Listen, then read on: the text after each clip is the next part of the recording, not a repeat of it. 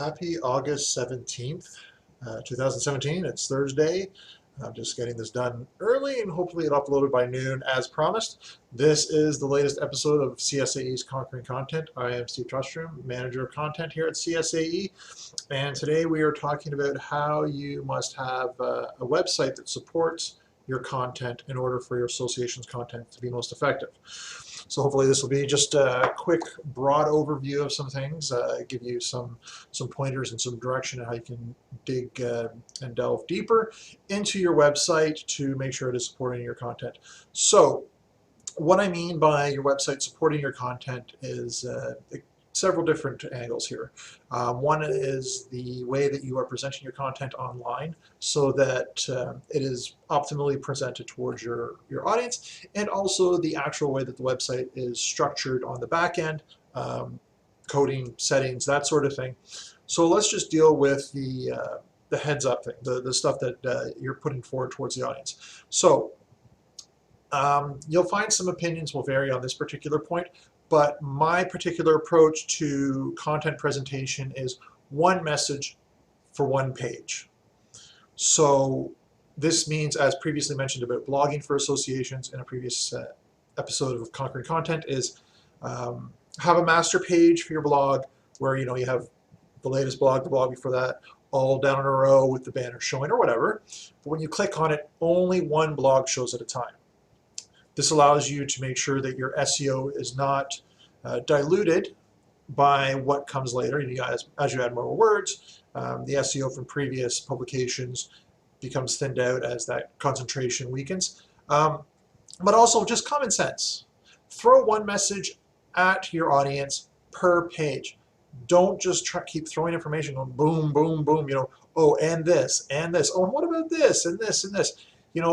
That you build sub-pages, branch off. Think of each page as, you want it to be a landing page, which means that is where, someone comes from, online traffic comes there and enters your website through that point because of that message. It's hard to have a really focused landing page if your message isn't focused. So that's the number one rule. Keep your message focused within your content and make sure your website is structured, that it supports that. And by that I mean, have it so that each page can be socialized individually, which is another problem when you mix messages. What are you sharing? If you've got 3 messages on a single page and someone says, oh, I like this, and they like it on Facebook, which of those 3 messages are they liking? What information, when you share it, is going to show up on, say, Facebook, that takes that image, it takes that heading, it takes that, whatever, like 100 so many characters, and shows that at the bottom of your Facebook share. That's only going to be one message. It's not going to be the other 2. So you're not optimizing your ability to get content out through social media if you mix the message. So stay focused, keep one message per page. Now there are exceptions to this. The number one is your homepage, mainly because your homepage is the one where you have to assume people are coming in for all different types of purposes, looking for jobs with your association, looking to volunteer, just they need to find out where you are, they need contact information for somebody. There's so many reasons why they're coming in, and they won't necessarily offhand know the landing page for that particular information. They don't know the About Us, they don't know the careers page and all that stuff because people label them differently. But it is very easy to find your homepage. And from there, you direct people off. So there is going to be a matter of, multiple messages on that homepage. But keep it focused. Still, don't ramble through your messages. Start with A, go to B, go back to A, and so forth. Another way you keep your content focused within your website and how you support it with your website structure is only use one H1 tag per page. Again, there are exceptions to this rule, and that involves using the article tag. But unless you know what you're doing, unless you know how to use articles and sections and the like properly, as a general rule, one H1 tag per page, just one. One H1. It's an easy way to remember. One H1. H2s, H3s, you can use as many as you want. H1 is the primary focus for Google to draw meaning and relevancy from your page for the sake of indexing, and it's also the primary inroad for your SEO to get Google to notice it. If you have multiple H1s on a page, think of it as like coming to a crossroads and having, a stop sign, a green light, an amber light coming up all at the same time. It mixes the signals because there's all these different H1 saying, here's your primary focus in different ways. So 1H1. Another thing you should do to optimize your content through your page's structure is make sure you're using Open Graph or a similar web structure that defines and predetermines how Google and social media will interact with that page. What Open Graph does is it says, when you share in social media, one of the things that Open Graph does is that when you share in social media, is it says, use this as the title, use this as the text, use this image.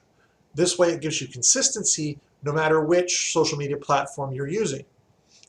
So say you share something on Facebook off of somebody's website, you might notice that sometimes it'll give you like 4 or 5 images that it pulls off of that page and says, which one do you want to use? And Google Plus does this a lot too, where you can go through a slide show where it pulls every image off and then you choose the one you want. So that makes people spend more time thinking about your information and sharing it than is really necessary. It's not just a one-click share, post, off you go. It's, oh, I got to think about it. Which image do I want to use? Do I have to go back to the article and see which one they had posted? Some people are going to sit there and go, this is taking more time than I wanted, and they're just going to leave. They're not going to share your content. So what Open Graph does is it makes all that choices for you based on what your preferences are as the content provider.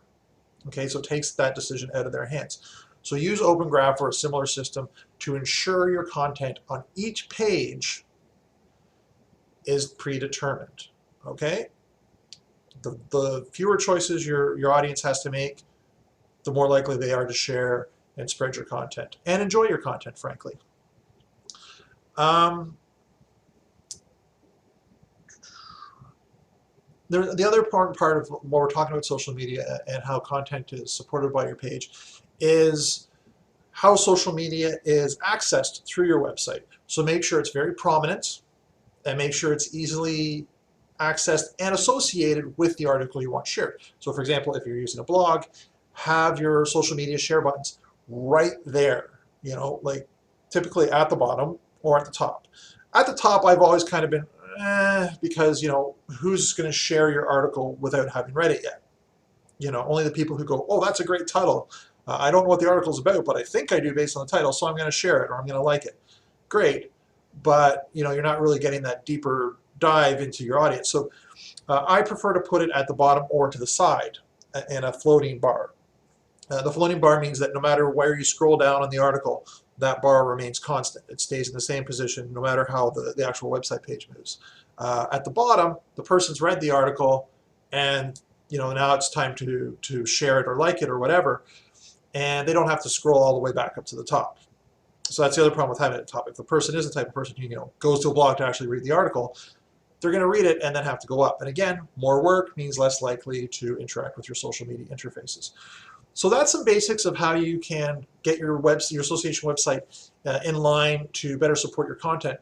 Now, the back-end stuff, there's a lot of things, and I don't want to get too technical, so I'm just going to throw some general things out here and have your tech person come and look at this afterwards. So there are a lot of things that you can do to get your website to better support your content. And one of them that's really important is to get your website to refresh and show up faster. Okay, so the optimum load time for attention span is 4 seconds. If it takes longer than 4 seconds to load, people tend to bounce off your website. If it's longer than 8 seconds, again, there's a major leap in the amount of people who leave. Okay, so 4 seconds or less is great. 8 seconds or less is good. Anything longer than 8 seconds is, especially when it comes to mobile. You may think that if someone's willing to spend, the 8 seconds on your website waiting to load, they'll be willing to spend 8 seconds on their phone. Not so.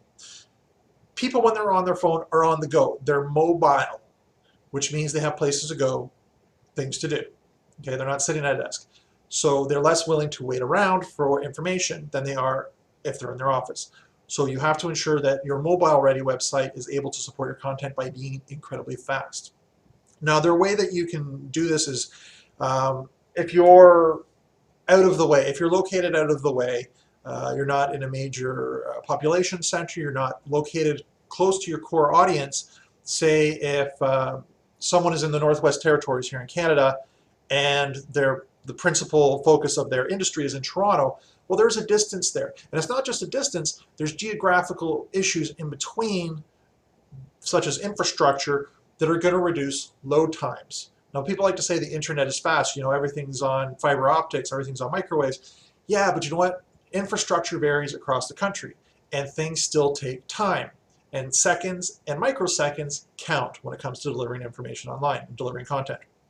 So you can gain access to a content distribution network, which is basically you pay a service to host a copy of your website in different regions of the world or country, depending upon where your market is. Is it international or is it national? So they aren't using a different URL. The address is the same, but what happens is if it's detected that the traffic is coming to your website closer to the content distribution network than they are where your association's main server is, then the I'm having a hard time speaking today. The content distribution network is what will serve your website up to them instead of your home server. So basically, it's like it's a proxy that's saving you that time by not having the traffic come all the way to your main server. It's a shortcut. Okay, so there's that. Other things are look at your server if they can zip your content.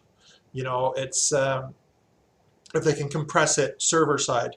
Other things are minification, which is using short form basically in certain aspects of the code instead of having to read out these big codes. It's short forms that tells you this little part means all of this. So your audience only spends time decoding this on their browser instead of all of this. So look at minification. There's a number of websites that'll help you do audits. And what they'll do is they scan your website as traffic would, as your audience would, instead of needing your passwords and everything and going into the website. They do it as per traffic so that they're not biased. They're studying your website as it is served up to your audience. So it's a more realistic evaluation. SEMrush, for example, does this sort of thing. So does WooRank. These are all tools that you can find them. Some are for pay, some are free. Some of them are a mix where they let you scan 500 pages of your website for free. Anything more than that, or you have to pay, or they limit the usability, or you get so many uses per week. Anyways, use these services. They will scan your website. They will tell you what is taking longer to excuse me, what is taking longer to load because your code is bad. It's not positioned properly. You're not serving up your images in scale, which means as a percentage of the page versus an absolute where you say, no, I want it 800 pixels wide, which is not optimized for your website. Or you've got a massive image that's made for print, but instead you have it appearing this big on your website. So it's a massive image size for very little space on your website. So things like that. It'll examine your website. And all that stuff is the sort of thing on the back end that helps improve your content. The more efficient and well-designed your website is, the easier it is for your audience to absorb your content, to access your content, and in some cases, use your content. Okay? If the traffic is busy spending time with the browser loading up all this other stuff that has nothing to do with your content, then it takes a while for them to get to the content. In some cases, the content won't actually load because it's going through all this stuff. So if you've ever been on a website, on a mobile phone, or on an iPad, or even on your desktop, and you see the spinning wheel and things slowly come up, so you get the bar and the logo, and things load down the side, the side menus show up, and you get the ads and all that, but the main part of the page is blank, right? You see the frame there, but there's no content coming up, and you're waiting, so you've been served the ads, you've been served the menu, but you're not looking at the content. That's a poor site design issue, because when a browser loads your website, it actually does it in order from top to bottom. So all of that menu, all of those ads, all that stuff you see down the side, in the order that it's presented in the site code is at the top, and then your content is loaded down here. So it's busy chugging away on all this stuff, going, load these images, load this menu, load these ads, and your content's sitting there going, I'm what people want to see, load me, please, load me. And that's why you're waiting. So get your IT people for your association to look at this stuff, see what kind of code they can defer, which is the technical term of taking this stuff here and putting it after the content. So here's your content, they go pew, pew, right? Defer it so that all that stuff is loading after people get to see what they want to see. Your ads come up while people are able to look at your content or after. All right. This is all extremely important stuff if you want to serve your content up properly and have a website that effectively supports your content. That's the broad view for conquering content, how to support your content with an effective website. As always, I will come back next Monday and announce what next week's Conquering Content episode will be about. I hope this was useful. If you have any questions about how you can go about looking at your website, auditing it, making changes to ensure that your association's website better supports your content, feel free to email me, Steven@csae.com. Leave questions in the comment section below. Wherever you find this, use the mechanisms that are in place to ask questions, leave comments about this, and I'll see what I can do to help you out. Until the next episode of Conquering Content, I am Steve Trustrom, CSAE Manager Content. Have a good week. Enjoy the weekend.